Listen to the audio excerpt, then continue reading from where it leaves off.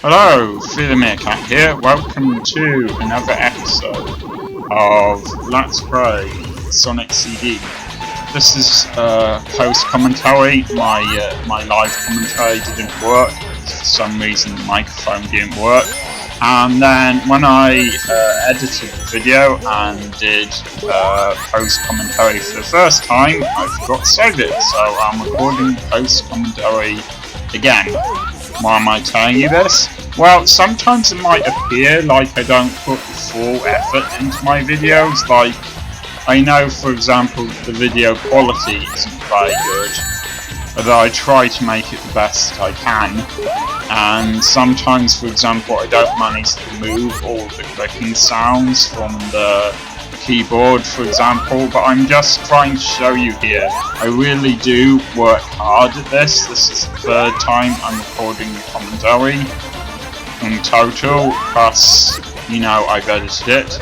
If you count live commentary and post commentary, it's the third time. So the best way to do this, to avoid those beams of light that shoots at you that hurt you, is to go to the opposite side of the screen to the one he's on. So if he's at the right, for example, you go to the left. I paused it here mostly so I could point out I really like Sonic looking kind of bored and like he's waiting for you to do something. I like that that attitude that he has, that kind of edgy attitude. I don't think it works as well though in the 3D games, because in the 3D games it's 2018. The game's over 20 years old now. The franchise is over 20 years old, and he's still kind of acting like a 1990s teenager. And that works in the 2D games, but in the 3D games, it's just it's kind of getting a bit childish, I think, for people who are old enough to have played the older games, like the ones for the Sega Genesis, for example, or even Sonic Adventure.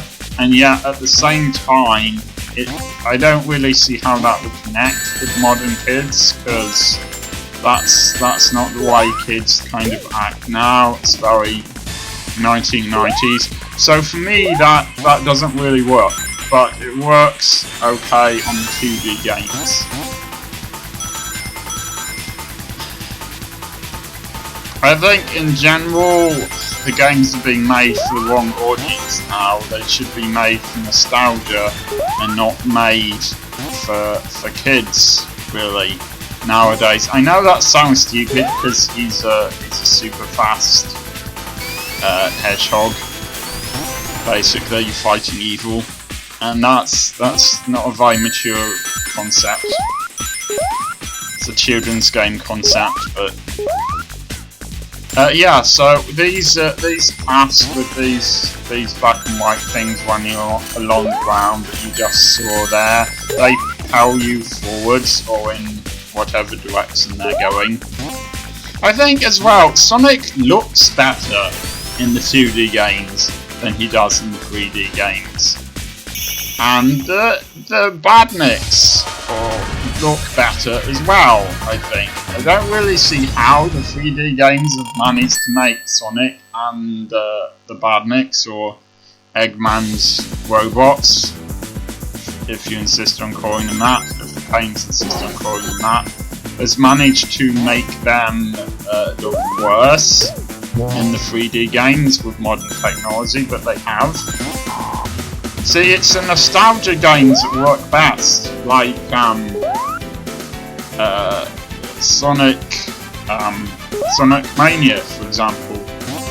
That's a very popular game, and but the anniversary game, I've forgotten what it's called, but it works really well too. I really allowed that partner to hurt me there. So yeah, I never really fully understood the future and past time travel thing the first time I played the game, and I still don't quite get it now, but I think I'm beginning to understand it more than I did when I played episode 1, when I played the first episode of this Let's Play, so I'm going to correct myself a bit here. I think what happens is if you're doing well in the level, when you go into the future, then the future looks less industrialised. If you're doing badly, like you're not doing well at getting rid of the badniks, or not collecting a lot of rings, then I think the future sections are more industrialised, because, as I've said, that's just Dr. Eggman's way of doing things. So yeah, I've cut out some bits of this episode. That's why it's so short. Because there are some bits where I just got lost in the level, so.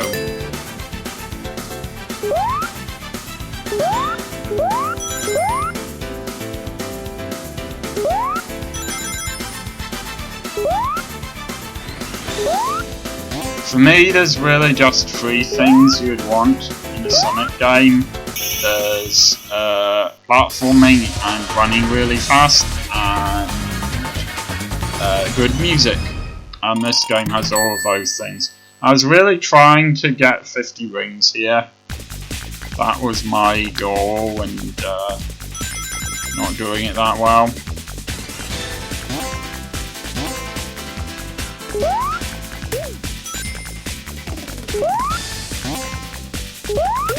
Fortunately, despite this being boss level, it does give you an extra life that you can get for free every time you redo this. And it's actually possible to get at least 66 rings, because that's how many I managed to get here. In fact, you can probably get more if you try hard enough. So yeah, what you have to do with him, as time goes on, his machine will get closer and closer to the ground, and it will get this redness underneath it, which I think means the machine's starting to get damaged. And eventually it will get so damaged that he'll run away and just basically give up. But yeah, in the meantime, you have to avoid that machine. I've cut out some footage there, but as you can see, he's getting really close to the ground now, and close to his machine being destroyed, and he's not happy about it. So the best thing to do is, again, go to the opposite side of the screen to the one that thing that shoots balls at you is at. He really is a coward. Go to the opposite side of the screen, because it'll fool you, and it will drop the giant ball that drops small spiky balls at you.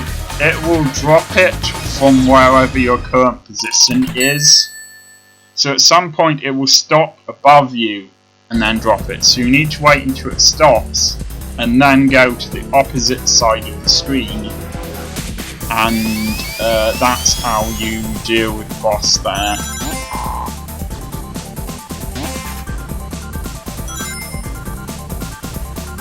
I like the fact that there are some original ideas for levels here. Like, I don't know if this is an actual workbench or not, just a giant workbench that you've got stuck in. But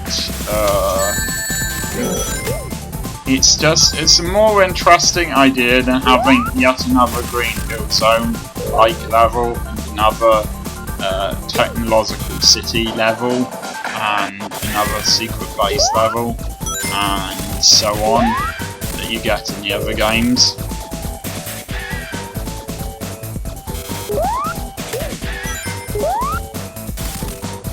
So yeah, these things sort of spin you around. I know that thing isn't doing it, but in general that's what they do. I'm sure I'll get to show that off at some point.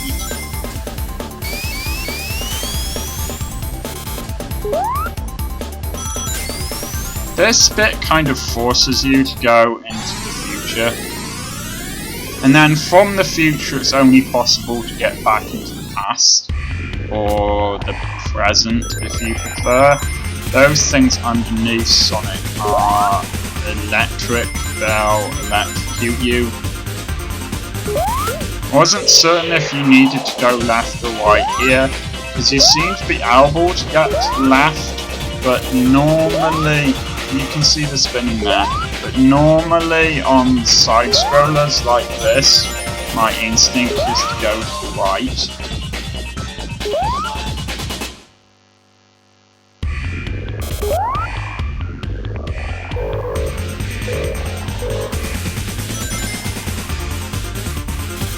And those golden statues have something to do with time travel as well. I think you're supposed to destroy them in the future bit for every level, but obviously I'm not going to be able to do that at this point. Maybe some, but not all of them. A lot of the things you have to do in these wacky workbench areas have to do with managing to get low enough to be able to go underneath something in order to progress further. And these purple things can electrocute you as well, like that. You got to electrocute quite a lot here.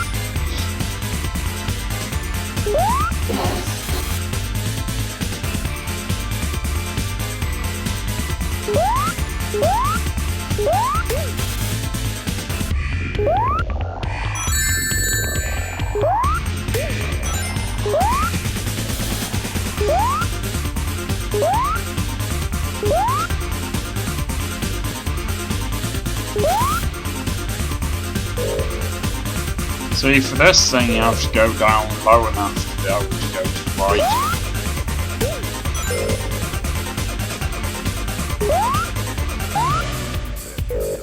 And I cut it out because I got stuck. You couldn't get underneath that thing for quite some time. And then I died. So yes, I'm going to be showing off part of this because I think I ended up going a slightly different way. But again, I've cut out the bits where I'm not really doing anything interesting. Just getting stuck for ages.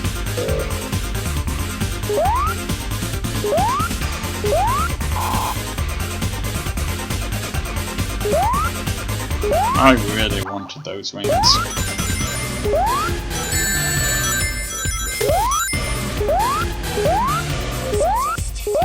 I really like the music for this game in general, actually.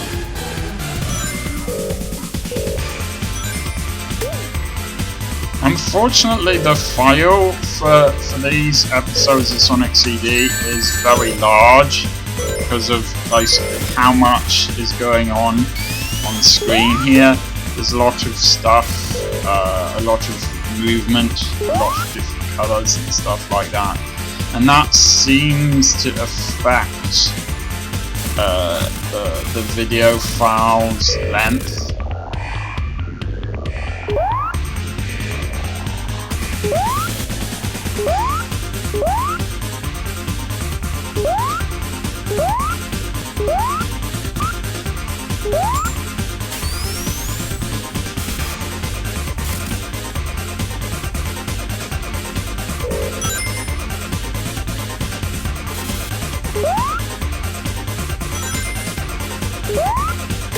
So at this bit I got really stuck, but eventually I made it underneath this barrier here.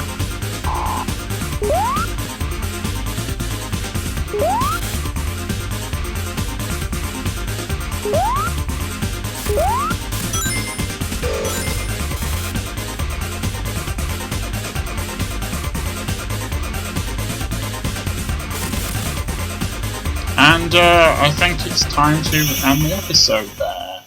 Looks like we're coming to the end of the video, so I'm gonna have to. I will see you next time.